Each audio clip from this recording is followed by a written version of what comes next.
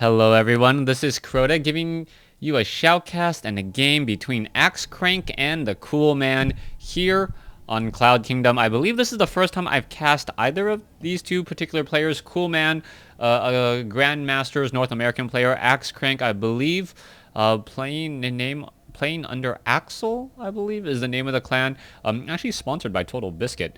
A little bit of knowledge there. Anyways, let's take a look at this Protoss versus Zerg matchup as the games do get underway here on Cloud Kingdom. Now, Cloud Kingdom, a map that both of these players should be very familiar with in this Protoss versus Zerg matchup. Now, there was a lot of Protoss versus Zerg games over the weekend. If you guys have not checked out the Blizzard Championship Series or World Championship Series by Blizzard, some excellent games out there, a variety of casters as well. Unfortunately, I could not go, and I don't think even Blizzard invited me. But then again, I do get invited to other Blizzard things, so that's okay.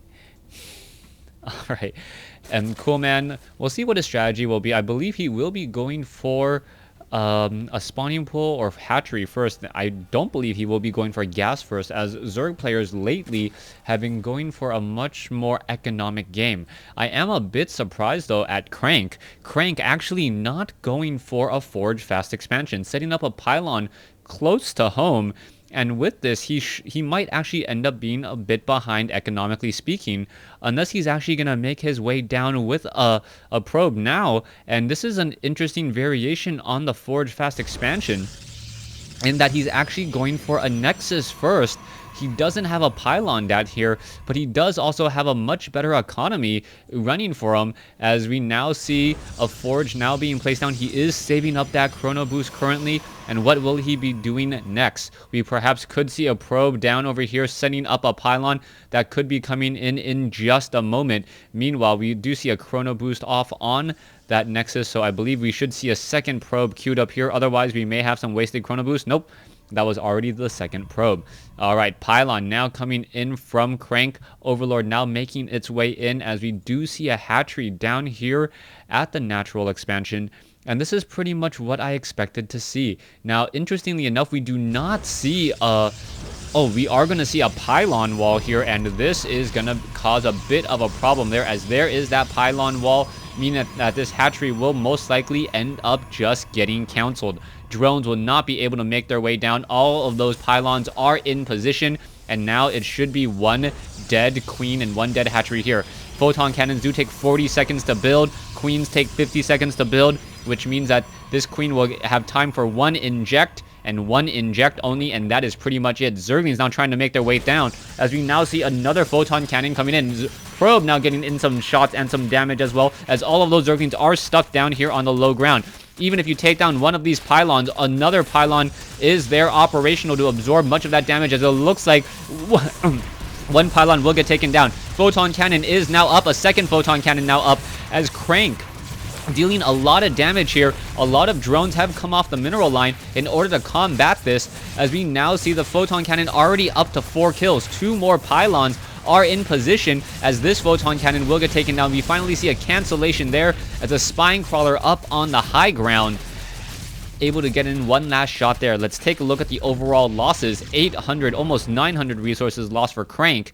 Meanwhile, CoolMan sitting not as high in terms of losses, but he is behind economically speaking. Only 18 drones compared to 24 probes. We need to see some injects come down, as we are perhaps getting one queen off over here. The Zerglings now about to make a mad rad dash across the map, and oh, this could be some serious problems. There is a photon cannon here, and only one photon cannon, as the Zerglings and the probes are now trying to do a little bit of a run by some damage there. Only 3 Zerglings actually got by, and now those Zerglings will be able to perhaps run amok inside this main base. Probes are going to get taken down, some zapping there, as the Zerglings trying to figure out where perhaps they can possibly flank.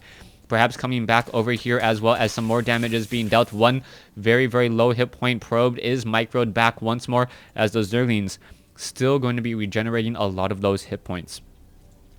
Now, the timings on these builds, because of that unusual front door seal does mean that this drone will grow up to be a hatchery a little bit later than normal. It is around the 7-minute mark now. As we take a look at the overall economy, it is 34 probes to 28 drones. So even though Crank did invest very heavily and lost a lot of resources, he is still taking an economic advantage into the early game. Let's take a look. He's already getting level 1 weapons upgrade. He does have double assimilators right now in his main. He has a third assimilator at his natural, and he already has his cybernetics core up. He's not too far behind, but then again, TheCoolMan does have this hatchery already halfway completed. Crank now being very gutsy, taking an 8-minute expansion here, only a couple of seconds behind TheCoolMan. And with this, unless TheCoolMan actually scouts this out, this may end up being very bad news. Does TheCoolMan see this pylon? No, he does not. If TheCoolMan actually was only 1 frame lower, he would spot this pylon and then perhaps suspect that something is going on here at this natural expansion. Let's take a look down over here. TheCoolMan's hatchery is about to be completed. Another queen will be added as TheCoolMan now going very, very heavy into the economic game with a lot of drones. He should have taken the drone lead now. Yes, now sitting on 50 drones as TheCoolMan training up 11 more drones still. The Overlord on the top does spot this gateway now. No units will be able to run in along the backside as the sentries will finish up this Zergling there. Front door does have 1 photon cannon in a very good location, and Crank is going to be running off of a lot of gateways here at the natural. I like this play by Crank. Crank, instead of having to utilize a lot of space inside his main base, is actually building out and using a lot of SimCity outside of his base. By doing the SimCity outside of his base, he can have better utilization of force fields at his natural here, just in case the Zerglings or Roaches try to push in.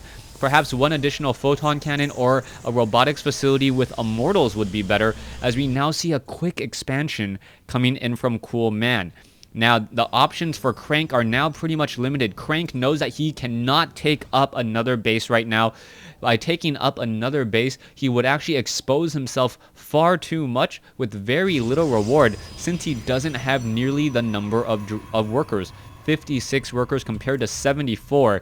That means that there is good returns on all of the drones across all of the mineral patches, assuming that TheCoolMan doesn't sit with 40 drones in one base.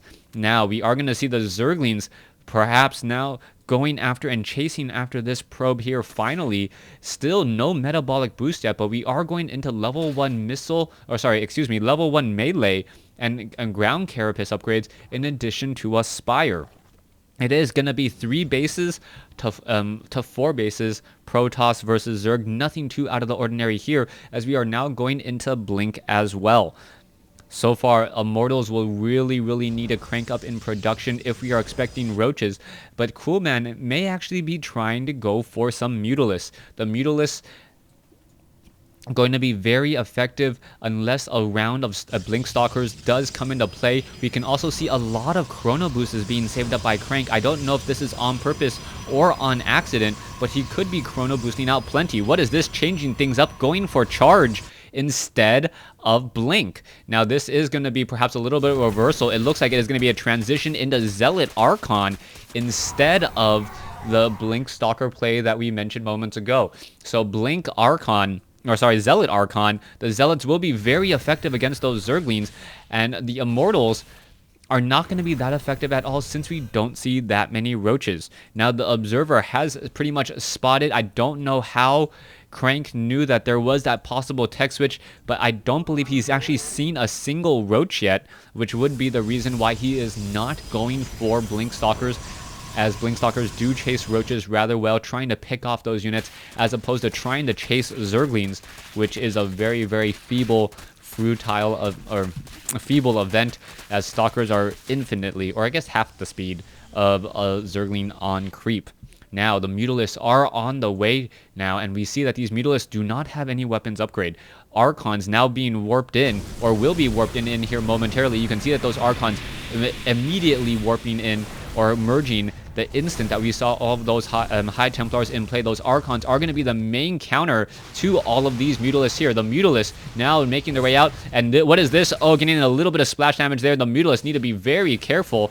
And very, very strong play as the Archons are now pretty much going up against all of these Zerglings here. Beautifully done, beautifully played as the Archons able to push back the Mutalisks. The Mutalisks, however, with their very fast movement speed, now going to be going into this third base here, perhaps picking off a couple of probes in transit, and it looks like it's going to turn into a base race instead. Crank knows that he does have the superior army with these Archons, especially with 2-1 upgrades, and he has the Warp Prism, allowing him to get reinforcements even on creep, as you cannot normally warp in a pylon on creep. Meanwhile, coming off over here, the Stalkers are trying to find a good location to engage, perhaps taking down some of these pylons. Photon cannons are going to get taken down. There goes one. The probes are now running away here as Zerglings are running across the map. Coolman looking to clean this up.